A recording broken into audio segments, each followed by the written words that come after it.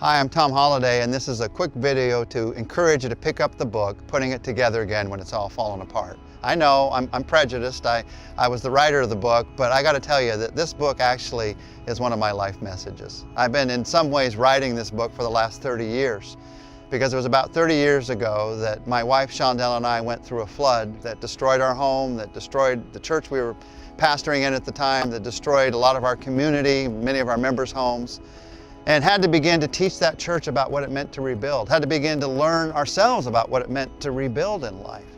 And so I wrote this book, finally put the words down on paper for those of you who need to rebuild. Because I'm praying that God will give you hope.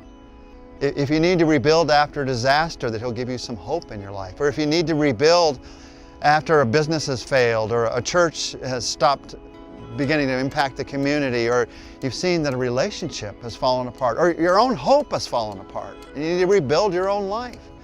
There are some principles that are in the book of Nehemiah in the Old Testament that God will use, I pray, in your life to help you to begin to find hope as you rebuild.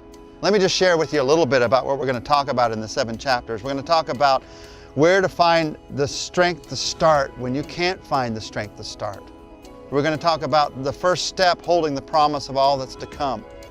We're going to look together at how the words thank you have great power to energize your life, to give you the motivation that you need. We're going to share together about 4 common weapons of opposition and 4 proven steps to victory as you rebuild.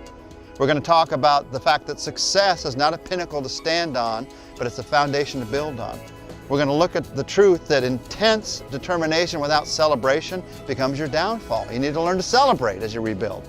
And we're going to talk about the fact that what is dedicated to God is what will last.